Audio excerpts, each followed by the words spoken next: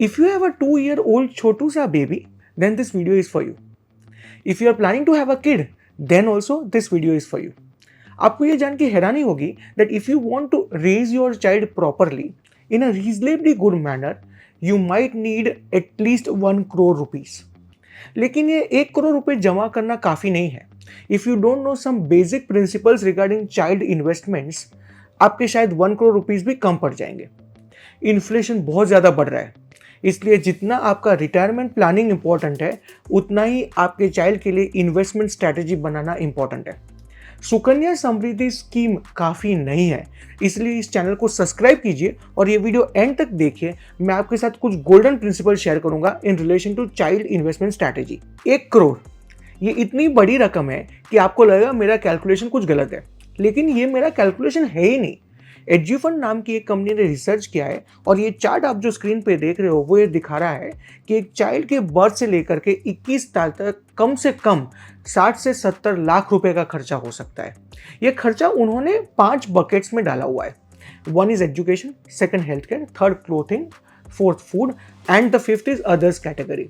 मैं गारंटी देता हूं कि ये 60-70 लाख रुपए तो एक बेसलाइन है. आपका खर्चा शायद इससे ज्यादा भी हो सकता है.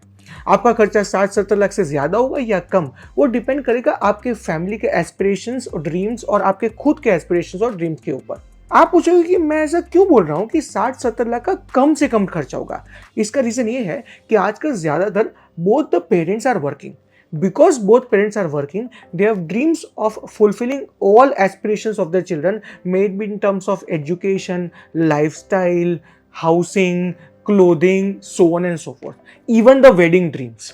एंड इसी कारण से ये 1 करोड़ का खर्चा तो बेसलाइन है. शायद आपको अपने चाइल्ड के लिए इससे ज्यादा प्लान करने की जरूरत है. And one of the most important points, ये तो सिर्फ एक चाइल्ड की बात हो रही है. अगर आपके सिबलिंग्स है तो आपका खर्चा डिस्प्रोपोर्शनेटली बढ़ भी सकता है. इस वीडियो में हम 3 चीज देखेंगे.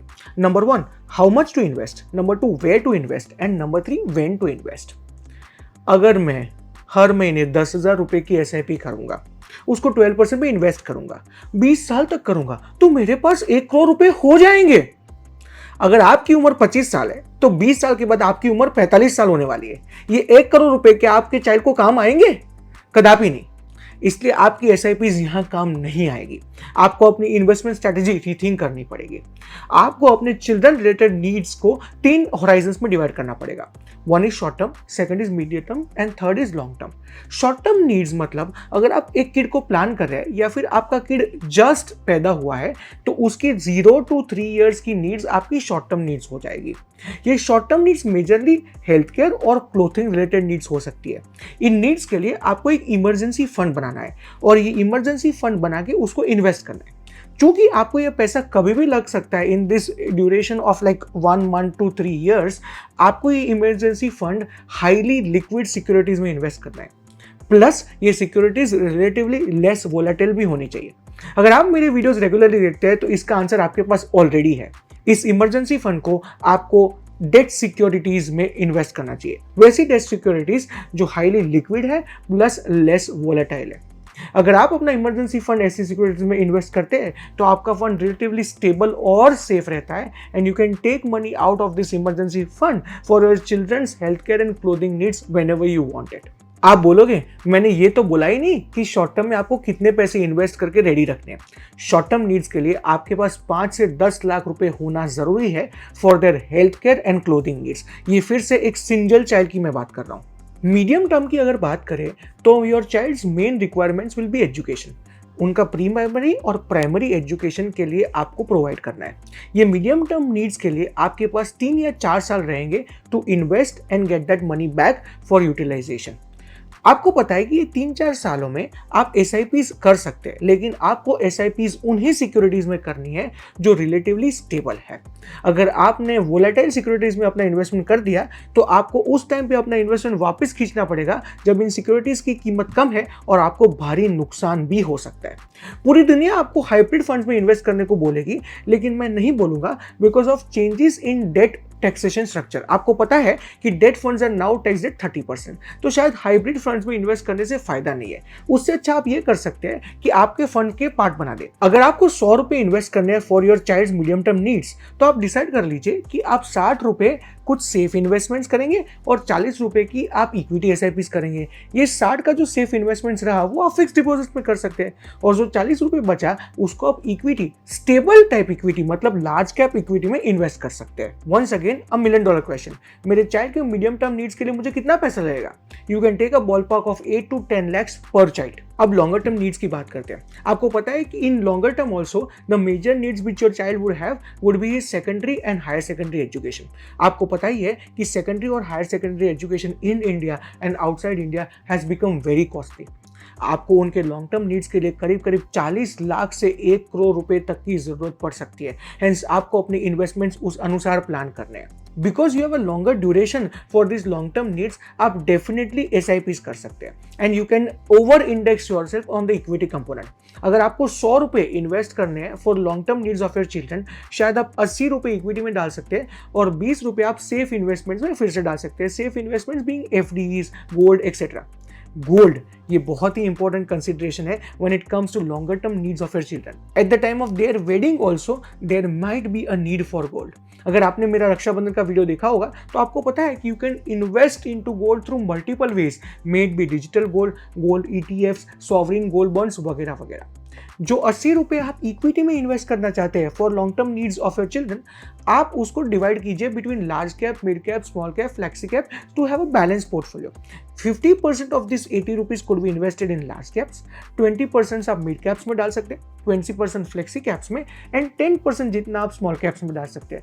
बाय डूइंग सो आप एक relatively stable, safe yet high return generating portfolio create कर रहे हैं synthetically, smartly for your children's long term needs. Long term की जब भी बात आती है तब एक चीज जरूर याद आती है, Sukanya Samriddhi scheme. If you have a girl child and she has not reach 10 years of her age, आपको डेफिनेटली कुछ पैसा इन्वेस्ट करना चाहिए, मे बी लमसम और maybe at regular intervals into Sukanya Samriddhi scheme. आप हर साल सुकन्या समृद्धि स्कीम में पैसा इन्वेस्ट कर सकते हैं and up to 1,50,000 rupees invested in this scheme can fetch your tax deduction. ऊपर से आपको 8% का इंटरेस्ट मिलेगा on this scheme and this interest is also exempt.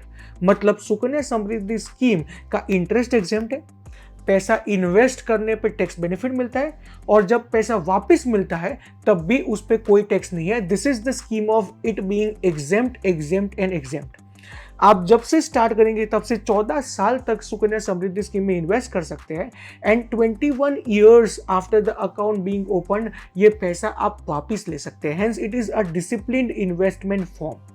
Sukanya Samriddhi scheme is an excellent investment, but आपको याद रखना है कि अगर आप इसमें इन्वेस्ट करते हो तो नेट ऑफ इन्फ्लेशन आपको रिटर्न्स कम मिल जाते हैं। इसलिए इसको बैलेंस करने के लिए, रिटर्न्स को बढ़ाने के लिए आपको अपना दूसरा पैसा इक्विटीज में इन्वेस्ट करना चाहिए for your child's needs, for your specifically girl child's needs. Tax की हम बात कर रहे थे तो एक फैक्ट आपको पता होना चाहिए कि आपके चिल्ड्रन की इन्वेस्टमेंट्स में से जो पैसिव इनकम उनको मिलती है वो टैक्स आपको होती है और वो क्लब हो जाती है दोनों में से एक पेरेंट में जिसकी इनकम हायर होती है। लेकिन पर ईयर इसमें ₹1500 तक का एक डिडक्शन मिलता है and the rest of the amount is taxed for that parent whose income is high.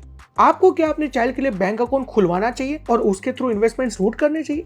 I think it is a very personal decision, लेकिन उससे एक फायदा तो जरूर है, आप फाइनेंशियली डिसिप्लिन रहेंगे। अगर आपने इन्वेस्टमेंट चाइल्ड्स बैंक अकाउंट में किए हैं तो शायद जब आपको खुद को नीड होगी उस पैसे की तो आप वो इन्वेस्टमेंट को लिक्विडेट नहीं करेंगे। एक फाइनेंशियल डिसिप्लिन रहेगा इन दोज इन्वेस्टमेंट्स। क्या आपके चाइल्ड के लिए आपको डीमैट अकाउंट ओपन करवाना जरूरी है? आप ओपन करवा तो सकते हैं, लेकिन आपको ये पता होना चाहिए कि you can not do trading through that demat account. That demat account can be used at the time of primary issuances like subscribing for IPOs and receiving stock related gifts. आपका बच्चा 18 साल के बाद इस डीमैट अकाउंट में जो stock gifts थे उसको रिडीम करके पैसा कमा सकता है। आप अपने बच्चे के लिए डीमैट अकाउंट ओपन करवाए ना करवाए, आपके लिए बहुत ही इंपॉर्टेंट है कि आप उनके लिए डॉक्यूमेंट्स सच एज पैन, आधार, पासपोर्ट डेफिनेटली प्रोसेस करवा लें। स्टोरी तो हमने समझ ली, कब इन्वेस्ट करना है, कितना इन्वेस्ट करना है, कहाँ इन्वेस्ट करना है, सब कुछ समझ में आ गया, लेकिन 1 करोड़ अभी भी बहुत बड़ा नंबर लग रहा है। दोस्तों, ये 1 करोड़ जिसकी वैल्यू आज 1 करोड़ है, इन्फ्लेशन के कारण 20 साल के बाद उसकी वैल्यू 25 लाख रुपए हो जाने वाली है। This is how inflation Yeats away the money.